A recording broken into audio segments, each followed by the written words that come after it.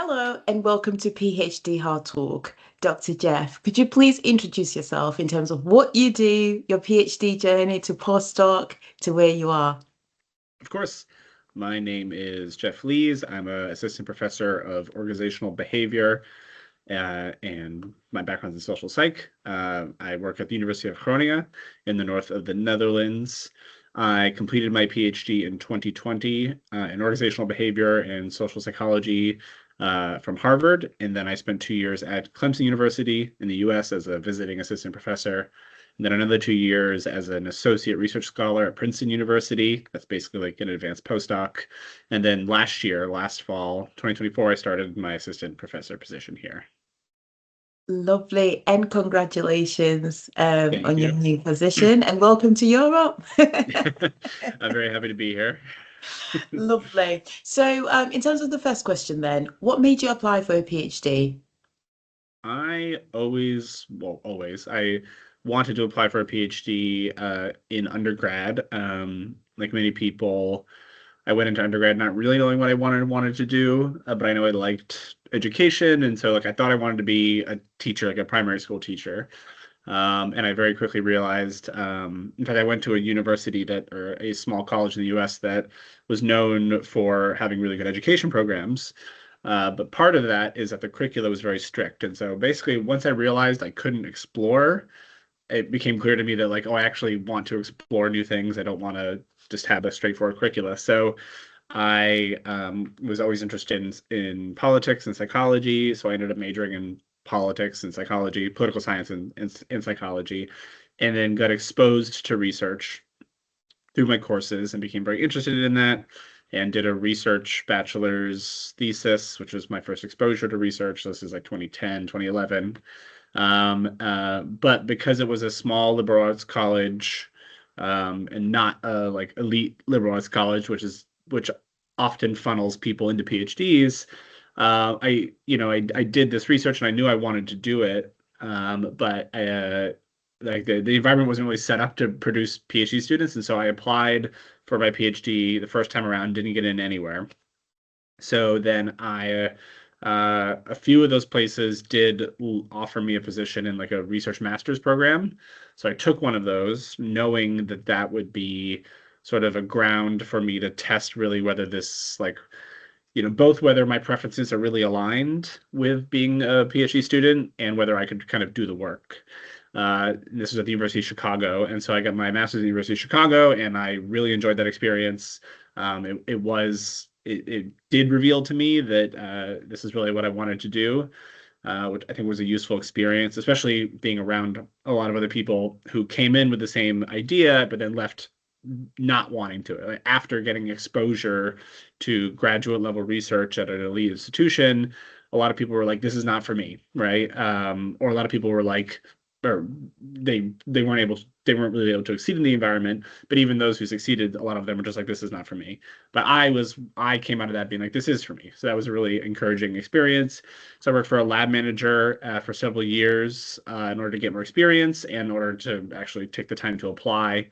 So then I applied to PhD programs again and got in 2015. Again in a organizational psychology, like organizational behavior and social psych program at Harvard. So then went from there. So yeah, for me, I've since being in college doing academic research has been my core interest. And then while my very specific interest has always changed, my core interest in like the psychology of politics is still my core interest. That has not changed in 15 years. So. I love that. No, thank you so much for sharing your journey because I would like to think that it is difficult to get into a PhD program. And a lot of people, they inquire, they ask questions, but they don't realize that it's a game of resilience. And No. sometimes the environment is not giving, is it? It's No. just Yeah, I mean, I think I have there's a lot of problems with academia, right? And one of the big problems is just how decentralized things are. So you're often rolling the dice in terms of the sort of support you're going to get, whether or not your advisor is supportive, or the department's supportive, and so one of the reasons I think we hear and people like you try to bring to the surface, like the variance of experience, is because there's just such variance in those underlying contexts. I've been very lucky to have mostly avoided bad advisors. Like the areas where I've ended up have happened to have been places with really supportive people with a really healthy work-life balance and appreciation for that. But at the same time, I was always very aware that, like, sometimes literally, sometimes metaphorically, down the hall, it was the opposite. Like, there were labs in other departments that were referred to as the slave pits, right? Or I knew students who were being nearly abused by their advisors and dropping out because of it, or to escalate even higher, whole departments that had faculty who were known sexual predators. And the universe, like, this happened at Harvard. This is one of the big impetuses for the graduate students unionizing, which they did when I was there, and I happily supported them. It was led by a bunch of students in the political science department who had learned that in the recent past, a then retired faculty member had had a long history of harassing female students, and Harvard knew about it and buried it. And, like, when I say, like, knew about it and buried it, they, like, literally, like, bribed students, and, like, it was bad. And so, being adjacent to those things, seeing those things, and realizing that I got lucky, right? I happened to have a supportive environment repeatedly over time, but it was still very salient to me that that was not the case. It was not universal, and it was just luck, which is one of the reasons why I think it's important that we talk about this and we advocate for more structural solutions, and letting people know that it's to look out for those things. I think too, I have this theory as to why, this is, like, backed up by actual psychology, why people get disillusioned with academia, in addition to all the very legitimate reasons to be disillusioned with their local context, which is that academia putatively selects on intelligence, right? That's arguable, but let's say, like, to a relative extent, it's successful at that. Because we as individuals, and particularly academics and just society as a whole, value intelligence, analytical intelligence, right? Maybe not emotional intelligence, but analytical intelligence. Because we value it so much, we assume it correlates with other things we value. So we assume people who are really smart are also really sociable and outgoing. They're really organized. They're really thoughtful. They're, emotionally mature, emotionally intelligent, that they have all these other positive traits. And we know from psychology that's not true, right? Like, intelligence is independent of those other predictors. And so people show up in academia and they meet the professors who are really smart, but who are, like, grumpy and disagreeable, or introverted, or extremely disorganized, or emotionally unintelligent, or emotionally immature, right? And that can cause a level of disillusionment to realize that academia is just like everywhere else, right? It's a barely functional institution with the full range of human beings, who you have to contend with. And I think that's often the piece of advice I give people. It's just like, academia is just there are unique things about it, but in most ways it is not different from other professional environments where there's power hierarchies, where people can be petty, where your expectations cannot be met for myriad reasons that are completely outside of your control. And so I think it's always, when I talk to prospective PhD students, I always try to give them that perspective, as much as one can, and let them understand, like, the benefits of going to academia, the opportunity costs, the potential risks and rewards. I think what you shared is very insightful. And, in terms of sexual harassment, it is something that is in most workplaces because they are people, aren't they? That's the biggest Mhm. variable. You can't control, like you said, intelligence would think you have ethics, you have values, you would do A, B, C, Yeah. D.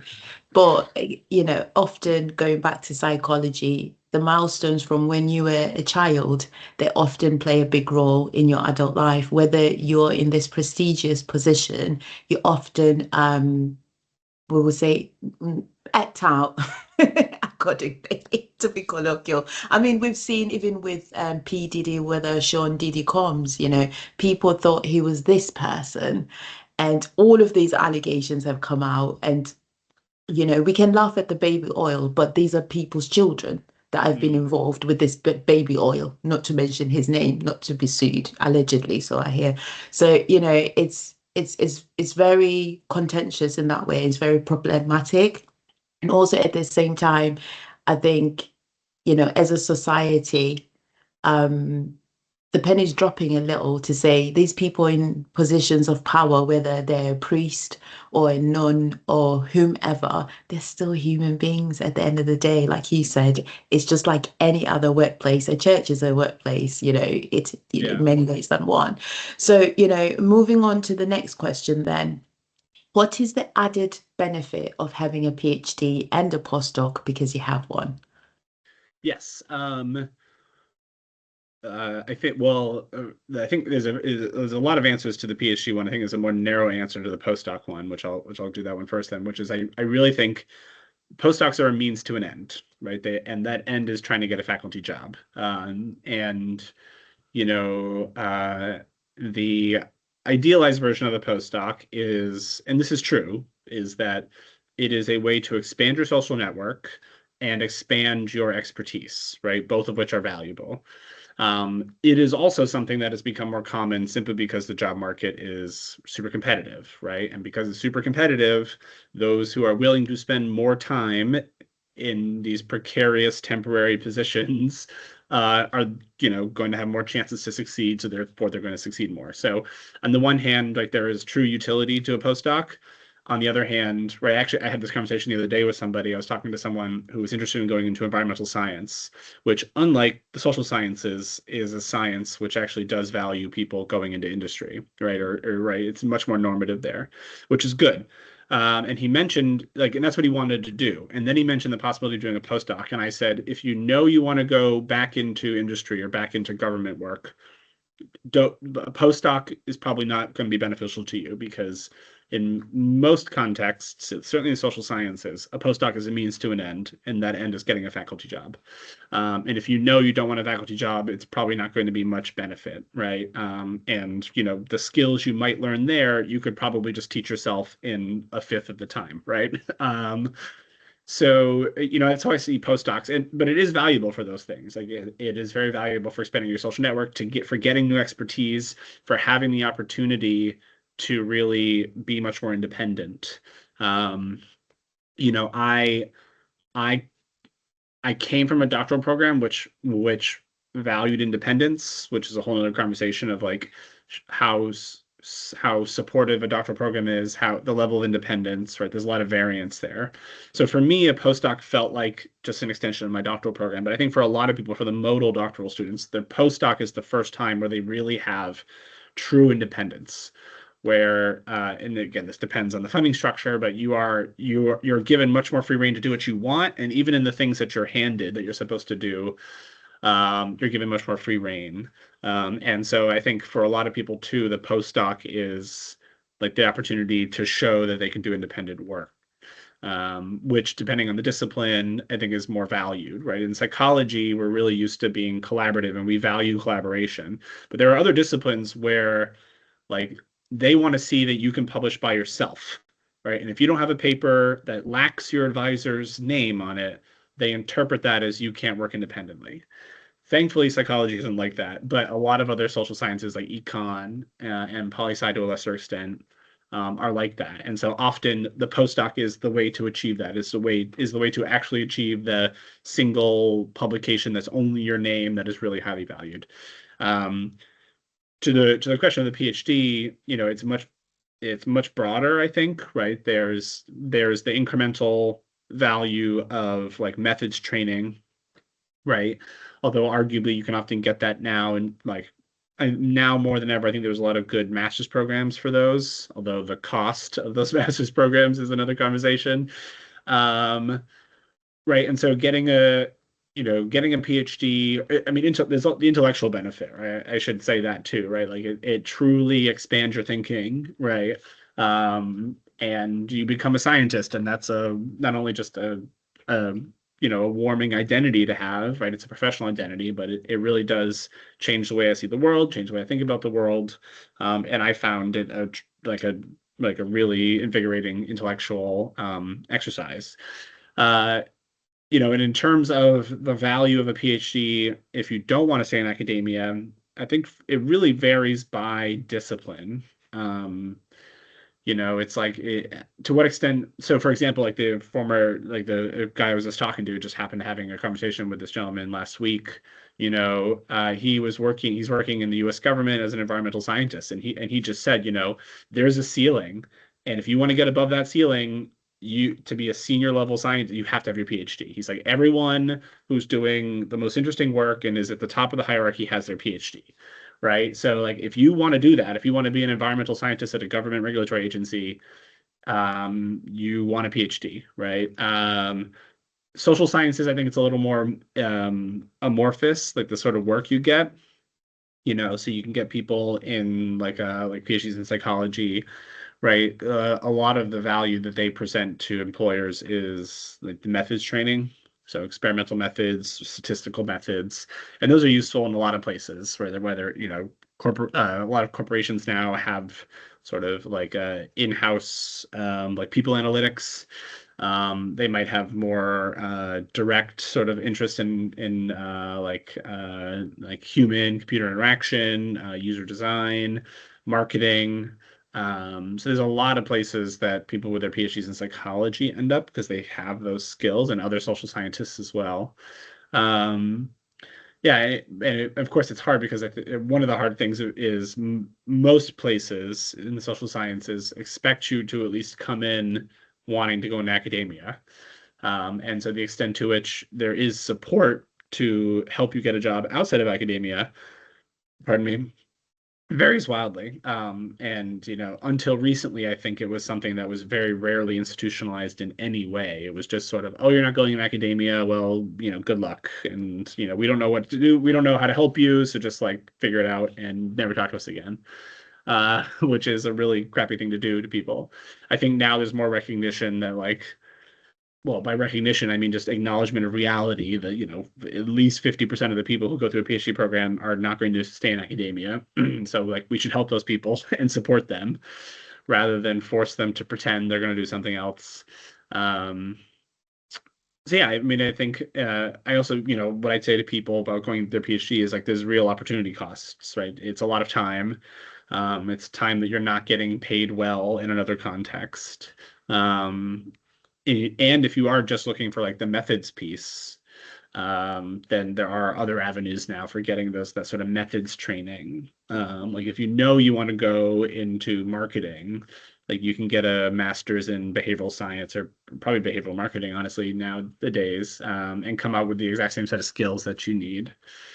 So yeah, I think it's a big question, I think, for a lot of people, because especially if they haven't been in an institution which exposes them to what it looks like to be a PhD student, right? You see the outcome or you see some professor, but it's really hard to know what it looks like to get there, which is like why shows like this are valuable. So yeah, I think it often really depends on what they think they want, what their careers are, like how interested they are. I think the the the sort of dangers that you can control as an individual. So we talked about earlier, like there's only so much information you can get about the departments that you are looking at, right? So there's a lot of luck, there's a lot of information you can gather. But I think when I think about the people who I have known who have dropped out of PhD programs, the one thing or graduated but were really disillusioned. Um, the one consistency has been that they hadn't had that prior exposure. So they didn't really have a good sense of what it actually looked like. So either that usually means they came from an undergraduate environment that didn't really expose them to that, to no fault of their own. Like that was me, right? And I'm actually honestly looking back kind of happy that I didn't get into the PhD the first time around because I learned so much in the process. I think if I'd gotten into a PhD, I really would have been thrown into an environment where I had no idea what I was doing. Um, or they are coming from industry, and they're coming from an industry that doesn't expose them to PhD level researchers. This is a common experience so when I think of people like this, I think about people in my previous program at a business school, right? So someone is a manager or consultant for 10 years and they want to get a PhD, but they haven't been exposed, and so they show up and they don't realize what graduate level research looks like. And so like that's the trap you want to avoid, and it's often the first order thing I think of and I talk to people about is like there's all these uncertainties, but there's always one question like, have you just been exposed to what doing research looks like? Like what it means to formulate a hypothesis and basically spend like a year of your life focusing on that one extremely narrow question. Um, and yeah, it's hard to, I think universities do a better job. I think about this a lot as a teacher, like exposing, like there's the narrow value of, someone an undergraduate in the room might be interested in a PhD. Maybe we should expose them to it. But there's also the broader, like much more broader value of like exposing everybody to scientific research, because if they're informed citizens, they're going to be consumers of scientific research, and so giving them that critical eye that scientists tend to have of science itself, I think is an important thing. Yes, I mean, if I were redesigning academia from top down, that would be something I think is much more important to like have a better pipeline, because right now the pipeline is just like, you know, you stumble into it, like you want it, but you sort of stumble into it in a really messy way, like I did. The people who tend to be successful are the people who tend to be in a pipeline. Like they get into a lab, for example, and as part of that lab, they get direct, repeated exposure to graduate level research, and they actually have a very good idea of what it looks like and what it entails. They're the ones who are going to be much more successful in PhD programs because they've experienced it. There's a level of enculturation, and just a better sense of what it actually looks like. But yeah, I mean, it's a hard decision because I think for a lot of people, this is all besides the fact that like in the last 5 years it's gotten worse because COVID, right? There was a couple years of, or at least 1 year, if not 2 years of what's the word? Like hiring freezes across Oh most of yeah. academia. And now there's like a global backlash against many things, academia included. So right in the United States right now, there's an almost universal hiring freeze because of the federal grants, the pullback of federal grants. So in the Netherlands right now, last couple of years has been a hiring freeze because of the budget cuts in the UK. And so in a lot of ways, it's just become more precarious. There are now fewer positions at every level, right? And unfortunately, when that happens, right, not only does it increase uncertainty and increase precarity, but it also exacerbates the downsides, right? The opportunity costs. And I think one of those big opportunity costs is like the need to move, the need to be, to do two postdocs, right? I was on the job market. I had the misfortune of getting my PhD in 2020, finishing it in 2020. So that threw me to it was the job market was just a tailspin because of the pandemic. And so, I went from temporary position to temporary position for 4 years, and that was what was needed, right? It took me over 5 years. I got basically 3 interviews and one job offer, right? That's all across applying to dozens of jobs every year. I think when I finally got the job, I went back and actually tallied. So over 5 years, I think I applied to about 300 faculty positions. So 300 faculty positions, maybe 6 or 7 of those first round interviews, two, maybe 3 of them second round interviews, one job offer, right? I don't know how representative I am, but that's one data point of like that's what it takes now. And unfortunately, that has been a big burden, right? I have a wife, I have a kid, and having to basically pick up and move to wherever there's a job sucks. Um, Thankfully, Europe is a lot better in this. Europe is a lot better in valuing, the idea that like you should be able to work in the place where you grew up. You shouldn't have to move 1,000 miles for 2 years just to, increase the chances that you're going to get a faculty job by a small margin. But because academia is now more precarious, there's fewer jobs, it's going to increase all those things. And, I would, as someone who, again, the pandemic was bad luck, but as with everything that's uncertain, in some very literal ways, you're rolling the dice. As someone who had to roll the dice repeatedly and suffer very negative consequences over it, I would say do not underestimate how much that can suck, and how much it can be a real detriment on you, on your well-being, on your relationships, right? To have to basically your whole family has to subordinate everything to academia, right? So, I live in Europe, and I live in Europe because Europe, yeah, by coincidence, Europe tends to value the type of research I do more than the US, right? US business schools aren't that interested in climate change. Take that for what it's right. We can all guess as to why that's the case, but like I was much more successful in Europe because I do interdisciplinary work, which all of academia claims to value, but I think Europe genuinely values it more than US actually tolerates it. And I do work on climate change, which Europe also values more. And so, I live in the Netherlands solely because because of the job market, right? And I live in an amazing city. The cost of living is really low. It's one of the safest, most like family-friendly places in the country. Like it's wonderful to live here. But my wife and I are on the other side of the planet from our family, right? It's hard to maintain strong friendships when you're moving every 2 to 3 years. And so like, looking back, I can see all the ways in which, this lifestyle choice has made it hard to maintain friendships, made it hard to maintain family ties. It's made it hard for my partner to have a consistent career, right? And so those are meaningful sacrifices that are that you have to consider, right? That are those sacrifices something you're willing to do? Are you willing to take the risk that those are sacrifices you'll have to make in order to achieve what you want versus leaving academia, right? And I know a lot of people who left academia solely because they were not willing to move, right? They were not willing. They uh, whether it's like for familial reasons, they want to be in the same region as their family, whether it's, in the time that they got their PhD, they got married and their partner doesn't, there's a lot of very extremely reasonable human reasons to say, I don't want to move anymore. I want to put down roots. And if that's something that you value, you unfortunately are significantly reducing the likelihood you're going to find an academic job. And I know multiple people who left academia solely for that reason, because when they were confronted with that trade-off, they said, it matters more to me to be where I want to be than have the job I want. So, and academia unfortunately forces people to make that choice.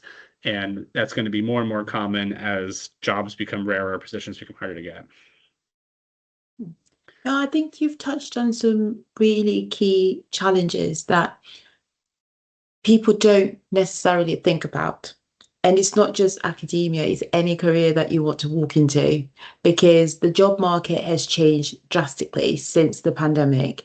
And what used to be normal is no longer normal. Even though there were people already working from home, like those who were consultants, etc., or senior positions where they cover multi-sites or multi-regions, etc. But Yeah. it's brought an imbalance. And with that imbalance, as we were talking about people and their behaviors, we have characters. So the risk is dire to organizations, but it's also dire to us. Like you said, we need our family, we need our support. And most importantly, I think with PhDs, your point is valid because they walk in green and they don't understand that the maze is the same, the labyrinth is the same. You have to forge your own path to get to where you're going. Yes, you may have people who push you, but they can only push you so far because of the ethics.